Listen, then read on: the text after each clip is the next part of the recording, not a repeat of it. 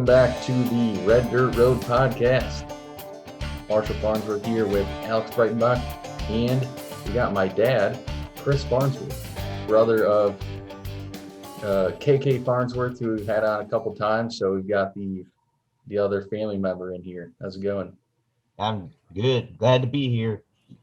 Yeah, pleasure having you on the show, man. Thanks for coming out. Took me a while to get rolling with it because of the technical difficulties. You know, I got an old computer and got on Amazon, got a microphone and a camera rolling now.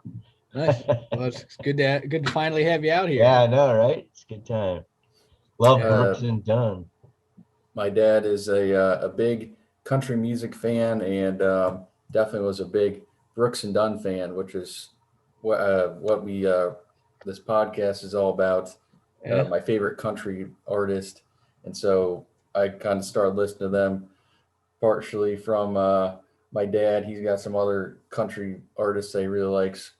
Before we get into the song "Lost and Found," so we actually just passed 2,000 streams. So how about that? Wow, very good. Pretty awesome. 2,000 streams, man. You know, moving up in the world, as I always say. You know, we're getting there. We're gonna make it big one day. That's right. It's not where you start, last like fall, we started to hit a surge. I think it was around those Garth Brooks Netflix reviews. I think that was the start of it. After that, those weren't massive, but they were good. And then after that, it's been steady. So we have to do another Netflix review. Yeah, it's really and then a little note. So if you listen to this podcast, we put them out every week. Last week's episode, we reviewed the Morgan Wallen album, Dangerous, the double album.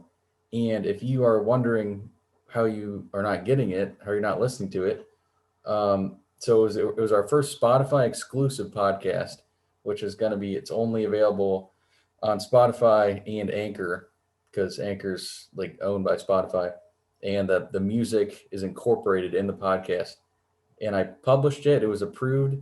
And for some reason, it's not on Spotify. Morgan Wallen got in a lot of trouble. I'm not sure if that's what it was or if it's just a coincidence. Since it was our first time we had posted it, I really don't know. I think it is on Anchor and you can listen to it, although I'm not 100% certain since I am the only person really that listened to it and I posted it. So if you don't, maybe that episode will be posted, but if not, it's not a big deal. And we're not going to do that again. Just going to do the regular types of episodes. I honestly think it's because he got in trouble. He got a lot of trouble. Everybody canceled him right there. His record company suspended him and stuff. Whole bunch of stuff. And I think we should do a little factoid episode devoted to that later on. But that is crazy. We did, last year we did a little money grab or, a little stream grab episode, little 2-minute episode on the Dixie Chicks changing to the Chicks. We might have to do another one of these with country music, revolting on Morgan Wallen. But going on to this song, Lost and Found. So let me pull up this. It's obviously a big hit. My dad actually didn't even really have to, he listened to the song once before he came on here, but, didn't really have to do a whole lot of research. So this is what it has to say about the song. Hang on here. It was written by Kix Brooks and Don Cook, recorded by Brooks and Dunn. It was released in September 1992 as their fifth and final single from debut album, Brand New Man. It is the 6th song off the album, 10 songs on the album total. It peaked at number 6, which it was their first single to not go number 1, which kind of, that's goes all the way to number 6, but it was the first one to not go number 1. And it was also their first single to not feature Ronnie Dunn. Instead, it was Kix Brooks. You had Kix on some of the other songs, but those were more just album filler songs. There's also a music video directed by Michael Merriman, premiered November 1992, that was filmed in, it says, Tijuana, Mexico. We're going to review that probably on the next episode.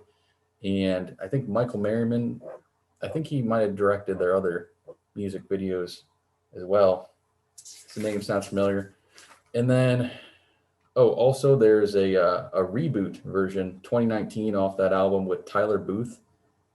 I'm not going to really go into that version a whole lot, but it sounds very similar. I think I might like that version slightly better, but they're very traditional sounding, very similar. And then as far as the song breakdown as a whole, it's got about a 10-second kind of band intro, and then the first verse, Kix is saying that his girl walked out on him on a Friday night before he could get home. He says that it's hard to find her when she gets the urge to go. And then the chorus, he says, it's a hard situation, or he says that he relates his situation to asking about a diamond ring at a lost and found in a border town. Classic line right there. Classic. And he says that everyone looks at you like you're crazy, like you lost your mind, and so they haven't seen a thing. And says that she's close because he can still smell her perfume. Second verse says that he thinks the girl will come back eventually, but unfortunately he thinks that she'll be given a ride by some dude. And then they got the chorus, and then a short little verse that says that she's out there somewhere and time's running out for him. And then the rest of the song is choruses. So I'm going to throw it over to Alex, give his opinion, and then I'll have my dad's opinion. Got a couple questions also for my dad about this song, since he was actually, around when it came out. Not to make you sound old or anything, but different questions that don't pertain to us. Right. So Alex, you can go first. Well, I've thought about this for just a little bit now, and I mean, I don't understand it that much. To me, it seems a bit complex. I like the melody. It sounds it's a great, like, classic kind of steel guitar, Kix Brooks singing. It's got that vibe, but I just didn't understand it that much. And I mean, maybe it's just because the prose is a little bit complex. Maybe I should listen to it a couple more times. But I definitely think, it's kind of complex. You go like, it's kind of like a lost and found in a border town. You're asking about a diamond ring. They just look at you like you lost your mind, say they haven't seen a thing. I mean, that I kind of get a little bit of contemporary Kenny Chesney vibes from that, because he's kind of the escapology, like going to Mexico and doing island sort of stuff. This I just didn't really understand that much. But it's still a pretty decent song in my mind. I'm just not, the lyrics are not getting me. All right. Well, although I will say one thing, it is good that Kix Brooks gets his first single, just getting that out there, because he's normally on the filler songs, and it's good that he finally gets his moment in the sun right here. Well, before I'm gonna defend this song. Dad, so where were you when you first heard this song? Did you hear it when it was first released? Yeah. And the interesting part is that when you heard, by the time that song came out, Brooks and Dunn were, I guess you could call them megastars. You hear them on the radio, and Ronnie Dunn's voice at the time was the voice of Brooks and Dunn. When you heard him on the radio, there's no duplicating his voice. You knew it was Brooks and Dunn. And when this came out,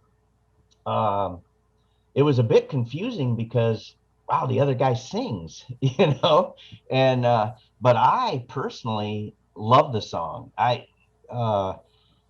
It's a song about heartbreak. It's about this guy that lets his girl go. Now he's trying to find her and or get her back.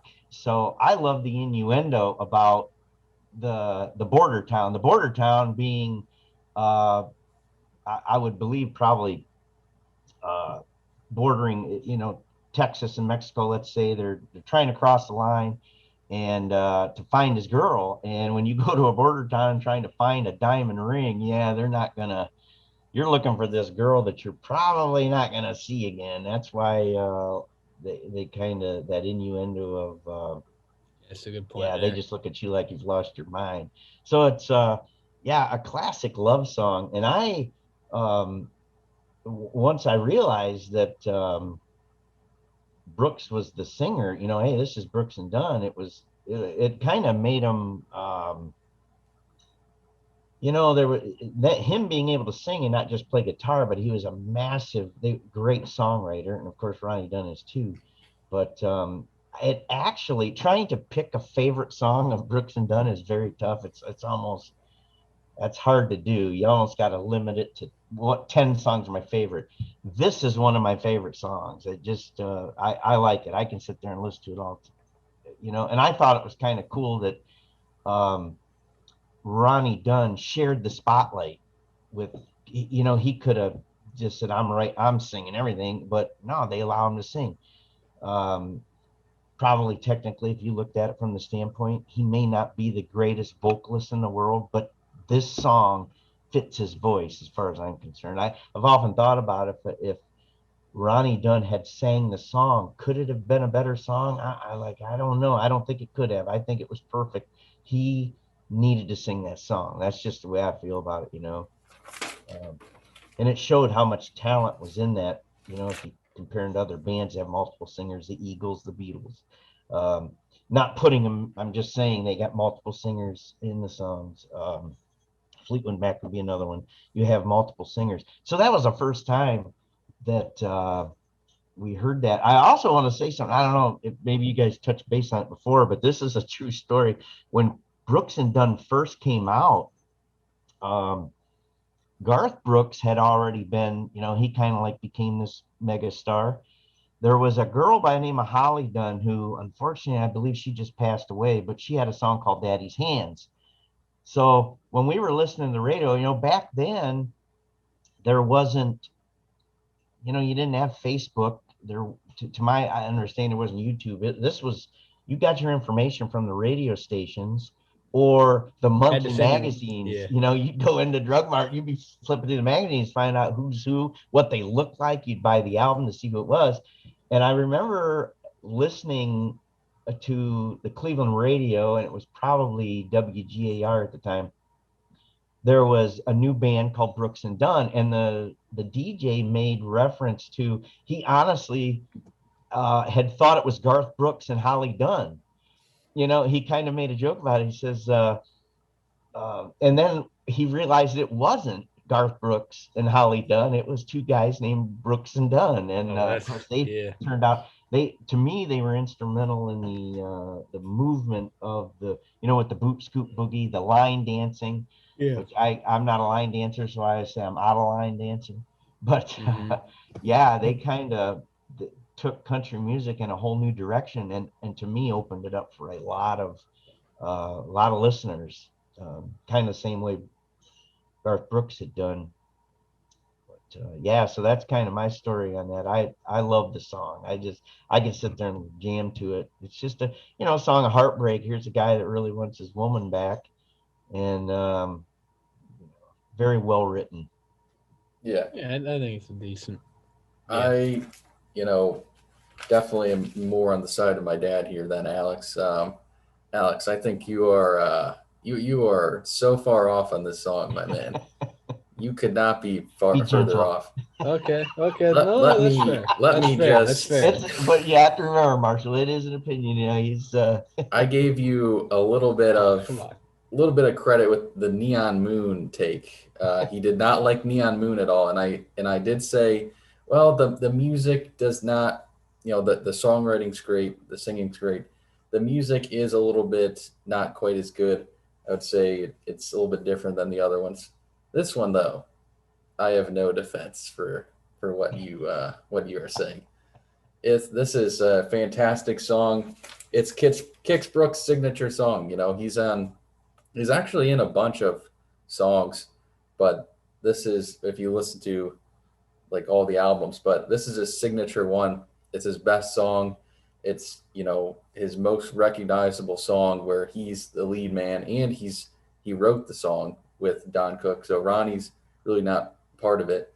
And, Ronnie Dunn, obviously a way better singer, but for some reason, Kix Brooks' voice just fits with this song. I kind Yeah. of relate him to like an Eric Church kind of type. He's got that little Yeah, more kind yeah, of a yeah, voice. yeah. Yeah. Definitely Then Eric Church. Yep. then Ronnie Dunn is more the Luke Combs, louder, much better with more soul though.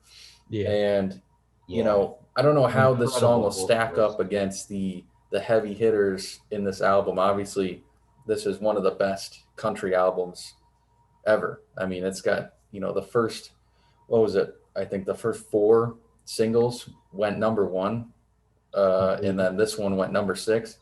So overall, I'm not sure how it would stack up, but in I general, it's never one of realized that it didn't go to. I didn't realize it didn't go to number one. I mean, it's a great song. in general one of Brooks and Dunn's best songs. Yeah. Wouldn't I wouldn't have it as definitely not my my favorite one from them, but is very good, and it's a country classic. And the other thing I will say is it also sort of shows the range of Brooks and Dunn. I wrote down some things like they've got some songs that are very fast that are hits, and then some like this are very slow. Like uh, this song and Red Dirt Road, kind of slower. Little Miss Honky Tonk and Boot Scootin' Boogie, just the opposite, very fast and are all successful. You got songs sung and written by Ronnie Dunn that were successful, and you've got songs sung and written by Kix Brooks that were successful. You've got ones like this about women. Some were about drinking. This one has nothing to do with drinking, just women. Um, so the only credit I would give you, Alex, is that you don't have the great signature singing from Ronnie Dunn, but the exception is that the song just works well with Kix Brooks. So no defense there for and that that's fair. terrible take. That's totally fair. You know what? That's the best thing about this podcast. We have differing opinions. Although I gotta say, So I after will that, I say don't one think thing. I you'll be will say on one next thing week. about Neon Moon though, because Neon Moon has grown. I mean, I went back to it, I revisited it. I actually turned my neon sign on to see if that would do anything. And it's sort of growing on me because once you set the mood up, you sort of seem to kind of understand where they're coming from. Uh, and Let me just say one thing. I think in the next few years you'll start to like Neon Moon better because you're almost 21, but you're not 21 yet. It'll be this year, you and got a couple so more the months. the song is about a bar. It doesn't make sense if you've never been at a bar. I don't know how you can enjoy Neon Moon.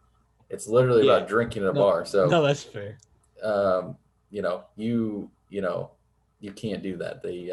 Yeah, Neon if Moon's a good if song. you've ever drank in a bar, then they can't be doing that. So most Joshua, Yeah.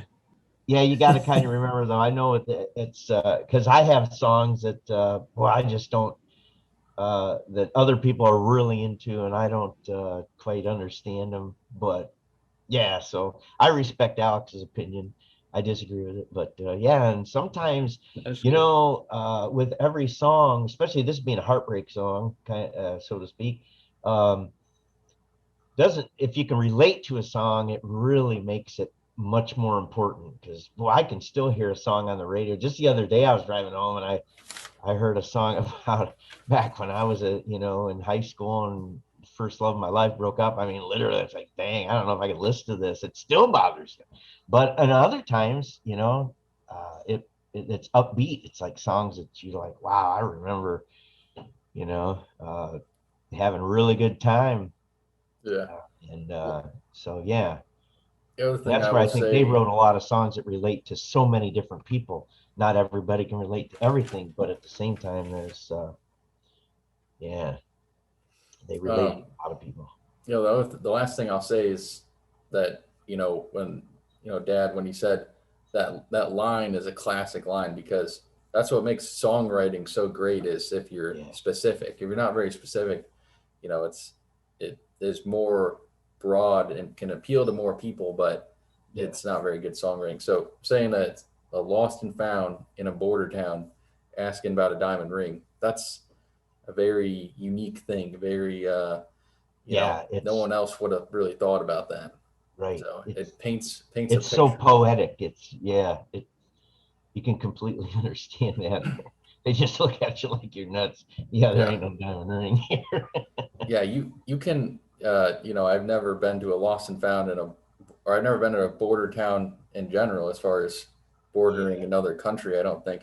But, it's kind of the same thing with, if you were at a lost and found at a school and maybe you left something there that's like the equivalent of a diamond ring, maybe the iPhone S, yeah, and it's like, exactly. yeah, that thing's gone. Yeah, right. Yeah, yeah, Or maybe not an iPhone because they could probably track that down. But if it was like $100 bill, that thing's gone. yeah. You'd Probably. be in complete shock, yeah, if you lost your wallet and you find it and there's still the money in it. Yeah. You're appreciative you got your wallet back, but dang.